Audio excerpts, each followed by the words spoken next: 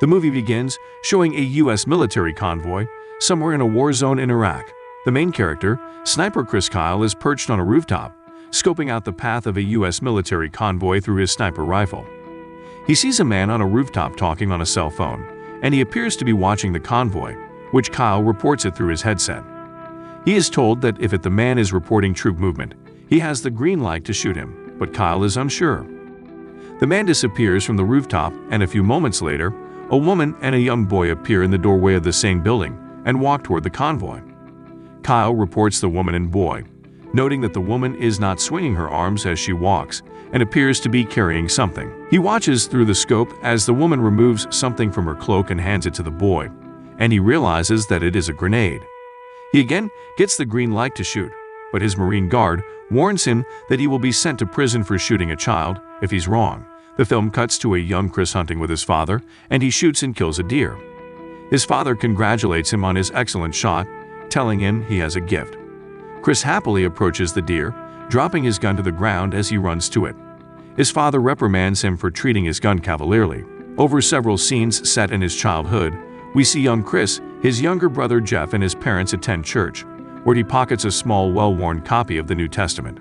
There's also a scene of Jeff being beat up by a much larger kid on a playground. Chris runs up and pulls the bully off, beating him up. In the next scene, seated at the family's dinner table, Chris' father tells the boys that there are 3 kinds of people in the world: sheep, wolves, and sheepdogs. Sheep don't believe that there is evil in the world. Wolves are predators who commit evil, and sheepdogs are blessed with the aggression and bravery to protect the world from evil. The speech clearly makes an impact on Chris. Years later, Chris is competing in rodeos with his younger brother traveling alongside him. He returns home one night and finds his girlfriend in bed with another man. He hits the man several times and kicks him out before turning around to kick his girlfriend out. She complains that he abandons her every weekend to go to rodeos, believing himself to be a cowboy when he's just a failed farmer. As Chris and his brother watch TV, they see the news of a terrorist attack on the U.S. embassies in Tanzania and Kenya. Chris is angry that U.S. citizens are being attacked and feels compelled to do something to protect his country. He visits a U.S. Navy office and talks to the recruiter.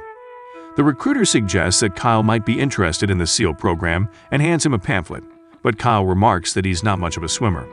The recruiter takes the pamphlet out of his hand and says that it's not for most men, but Kyle retorts that he's not most men. Kyle goes through the rigorous training process, which includes being blasted with a powerful hose while exercising, laying down on the beach and letting the cold surf wash over him, as well as being verbally harassed by the officers who run training, mocking him for being too old to be a SEAL at the age of 30.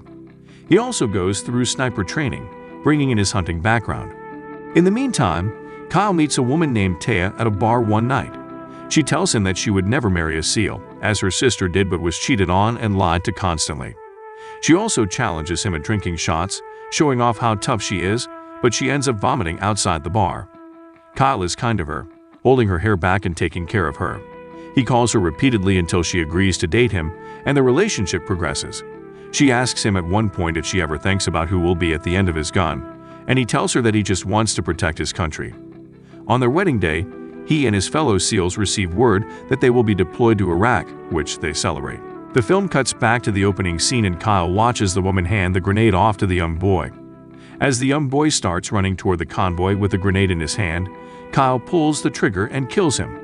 The woman starts wailing and running toward the boy, and Kyle watches her closely. The woman runs past the boy's body to grab the grenade he dropped and continue running at the convoy. She is about to fling the grenade at it when Kyle shoots her. The grenade falls short of the convoy and explodes, leaving the troops unharmed. Kyle returns to the base camp, where a fellow SEAL congratulates him on his first kill. Kyle doesn't appear to regret the killing, but admits that he didn't think this is what it would be like to protect his country. Kyle continues to provide overwatch for Marine units who are going door to door through an evacuated city, searching for an al-Qaeda leader named Zarqawi. They are told that any military-aged male who remained in the city should be considered a threat. Kyle successfully watches over the troops, shooting many would-be attackers who carry guns and bombs. Kyle is dedicated to his job, even urinating in his post to avoid abandoning his watch. After a particular watch, Kyle reports that he had 6 kills, which is more than all the other snipers combined in the same shift.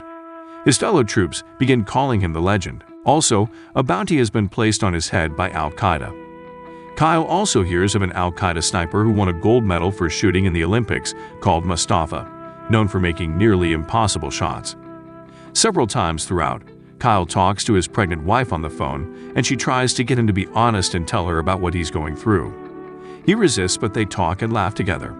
She complains that she has to put the crib together by herself, and they express how much they miss each other. She also tells Kyle that his younger brother has been deployed to Iraq as well. During another Overwatch, Kyle complains about being assigned to Overwatch as he wants to be on the ground with the troops going door to door. He believes his training makes him better equipped than the Marines doing the job, and he can't protect them on Overwatch once they're inside a building.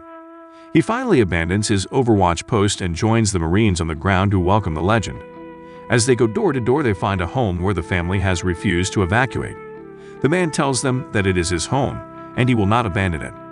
Kyle questions the man with the help of an interpreter, showing him a picture of Zarqawi and asks him if he knows who he is. The man says that Zarqawi's second in command is a man known as the Butcher. He can give Kyle information on the Butcher, but he wants $100,000 in return. Kyle promises to help him, and the man provides a name. Kyle has the name checked out, which turns out to be useful intelligence, so they prepare to bring the cash to the man. As the SEALs drive back to the man's home to bring him the money, Kyle calls Taya, who tells him that she has just learned their baby is a boy. Kyle is overjoyed when his vehicle is suddenly attacked, and he drops the phone while it is still connected. Taya listens in horror to gunfire and screaming, unsure of what is going on. Mustafa is shooting at the men, and Kyle tries to take him out, but is unable to do so, as he is pinned down by gunfire. The Butcher found out that the man gave up information to the troops, and he kills the man's young son with a handheld power drill. He also shoots the man and screams out a warning to anyone who cooperates with the U.S. military. The Butcher and Mustafa both get away unharmed. More troops arrive, and Kyle and his men are able to get out safely. A few days later, the troops return and Taya tearfully reunites with Kyle. Kyle tries to adjust to life back at home. While at the obstetrician's office for a checkup, the doctor asks him how he's doing, to which he responds that he's fine. She takes his blood pressure, which is slightly high. Both the doctor and Taya are extremely concerned about him, but Kyle brushes off their concerns and says he will take care of it. As they drive away, Taya tries to get him to open up, but Kyle just repeats that he's fine. Taya goes into labor, and they rush to the hospital where she gives birth to their son. Kyle redeploys for a second tour. After arriving in Iraq, Kyle sees his younger brother marching with his troop. Kyle cheerfully greets Jeff, who is about to be sent home and is much more battle-worn and conflicted. Jeff wearily walks away and tells Kyle, using the F word, to indicate how terrible a war zone is. In the search for the Butcher, Kyle leads a team of SEALs, including men he has served with for a long time, and they are clearly a close-knit group. One of his men, Mark, begins to express regret about the war, and Kyle reminds him that they are patriots serving their country and protecting their families. On one mission, the team gets intelligence that the Butcher may be hiding out in a particular building. The team breaks into a home across the street from the building, though the man that lives there with his family says that they have no knowledge of any terrorist activity. The SEALs watch the building from the home, realizing they will have a hard time getting in when the man tells them that it is a holiday and he wants to invite them to be guests at his table. The SEALs join them for a meal, eating and talking boisterously. The man reaches across the table to his son, and Kyle notices that his elbows are rubbed raw, which somehow tips him that the man might not be as innocent as he professed. He gets up under the pretense that he's going to the bathroom and searches the apartment until he finds a hidden compartment in the floor filled with guns and weapons. He returns to the dining table, taking the man into the other room and showing him what he has found. He tells the man that he will help the SEALs get into the building. At gunpoint, they force the man to knock on the door. The door opens to allow the man in, as he is clearly known to the people inside. When a sniper takes out the door opener, the man grabs the door opener's gun and tries to shoot at the SEALs who take him out. The SEALs enter the building, clearing room after room looking for the Butcher, who escapes through back tunnels. Next mission. In a casual conversation, another SEAL, Biggles, reveals that he's purchased an engagement ring locally to save money. The men tease him about the quality and possible blood origins, but Biggles laughs it off and says he will tell his girlfriend it's from Zales. In an ensuing battle, Biggles is shot in the face by Mustafa, and they rush him back to the base where he goes into surgery. The troops head back out immediately, burning to get revenge, and Mark is shot during the mission and presumably killed. Between deployments, Kyle continues to struggle to readjust to civilian life. Loud noises seem to startle him deeply. While at an auto body shop, a young Marine approaches Kyle and tells him that Kyle had saved his life once in years past. The Marine asks Kyle if he would go down to the VA sometime to talk with veterans. He also talks with Kyle's son, telling him that his father is a hero and allowed him to go home to his own daughter. Kyle is gracious, but feels uncomfortable with all the praise the young man gives him. Also, Taya gives birth to their second child, a daughter. When Kyle visits the hospital, he sees his daughter in the nursery and she begins to cry.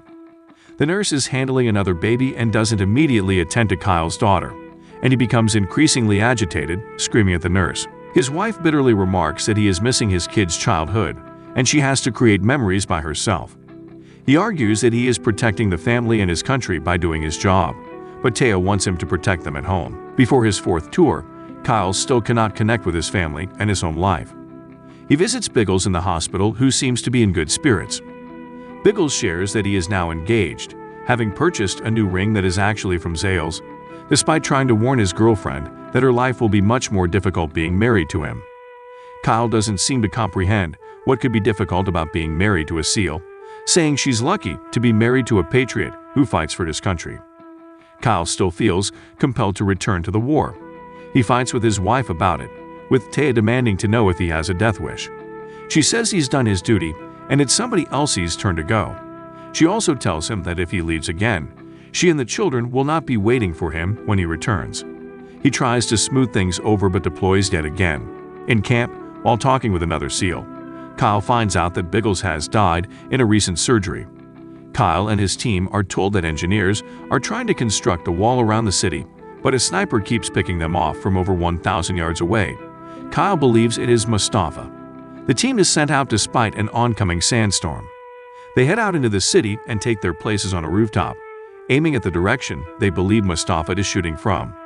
However, Mustafa moves quickly and shoots from a different angle, killing another soldier constructing the wall, causing the SEALs to scramble to change their setup. Kyle believes he's spotted Mustafa through the scope, though the rest of the team has a hard time believing him, as he's over 2,000 yards away. They don't think he can see Mustafa, let alone shoot him at that distance. Also, the team spots many insurgents walking around the building, and if Kyle takes a shot, it will alert them to the SEALs' location, where they will be vastly outnumbered. The leader calls in a response team from the base, which will take some time to arrive. They warn Kyle not to take the shot and endanger them all until they have backup. One of the SEALs encourages Kyle to take the shot if he believes he can do it. Kyle takes the shot, showing in slow motion, killing Mustafa. But the insurgents hear the gunshot and swarm the roof. The four SEALs try to conserve their ammo and take out the terrorists rushing in on them. The backup is on its way, but hasn't yet arrived, so the men are on their own. Kyle tearfully calls Taya and tells her that he's ready to come home. The men shoot their way off the roof as the backup finally arrives, as does the sandstorm. The men try to run into the vehicle, but they have little to no visibility, struggling to see the truck, shoot the insurgents and protect each other. 3 of the SEALs run into the truck bed, but Kyle falls behind when he's shot. They slow down for him, and he barely makes it back into the truck. Kyle returns home. He is still not connected to his home life. At a family barbecue, Taya catches him watching the TV intently as if it were on, when it is actually off. She tries to get him to join the party, and they watch the children play. A dog grabs the collar of a boy and is tugging at it. Kyle suddenly rips off his belt and grabs the dog as if he might beat or strangle it, until Taya cries out in horror. After meeting with a psychiatrist, helping him in readjustment to home life, Kyle finally regained himself, playing with his children and connecting with his wife. He teaches his young son to hunt, telling him that it's serious business to end a heartbeat. Taya tells him how proud she is of him for finding himself and finding his way back to his family. He tells her that a Marine's mom reached out to him, asking if he would help her son out, who's been struggling since his return. Kyle opens the door and an uneasy young man waits for him by his truck while Taya watches. The door closes and the final credits reveal that the troubled young Marine killed Chris Kyle along with Kyle's friend while they are trying to help him. Thanks for watching. Please don't forget to subscribe and turn on the notification bell to get notice when a new video is uploaded.